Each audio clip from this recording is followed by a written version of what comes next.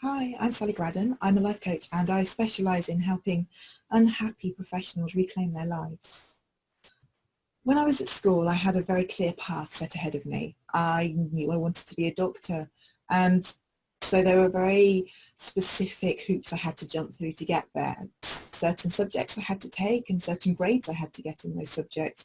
Certain things I needed to be able to show the medical school that I had done out of school to jump through the hoops that were set out for me and provide the evidence that I was worthy of a place at a university. And I did most of it very willingly. I didn't have a choice. I went along with the flow and just accepted that that was what I needed to do. And there were some things along the way which, looking back, I realise now that I gave up more of myself than perhaps I realised I was doing at the time.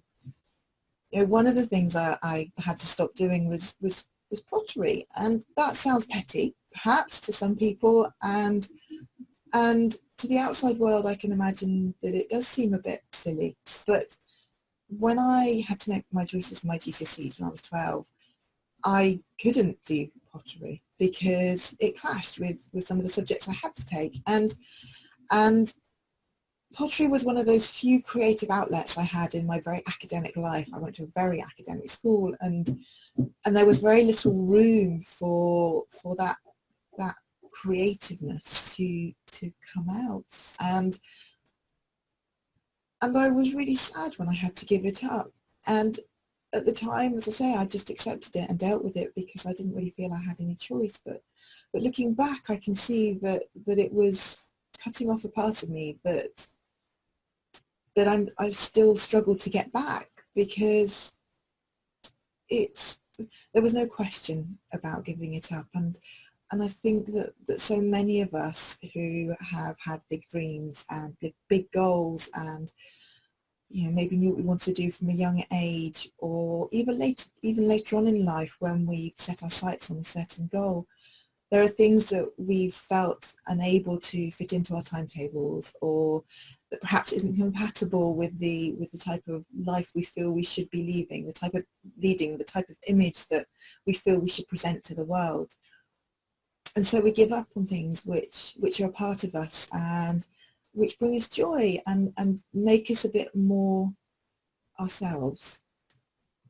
And by giving up pottery, I wasn't just giving up a hobby. I was giving up a part of myself, a part of me that made me happy.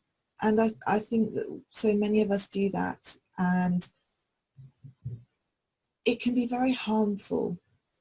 It can be very insidious, because we do these things without really thinking sometimes, and sometimes our sacrifices are huge and visible, and everybody can see them, and other times they're a lot smaller. But that doesn't mean they don't hurt, and it doesn't mean they don't affect us. And I think it's time for many of us to actually take a long look at the things we've given up during our lives, and see where perhaps we can reclaim some of ourselves, because we owe it to ourselves to be the fullest, happiest version of ourselves that we can be. And that doesn't necessarily mean going out and getting exciting new hobbies or doing anything grand and adventurous. It could literally be going back and rediscovering something that we found great pleasure doing when we were younger, and just enjoying it and living our lives to the full and being ourselves. But we owe that to ourselves. We owe it to ourselves to be us. I'd love to hear about things that maybe you've given up, which other people perhaps find it hard to understand were a sacrifice, or which maybe you didn't realise at the time were. And please leave a comment, or come over to my website at www.sallygraddon.com and get in touch. I would love to hear from you and hear your stories. Okay.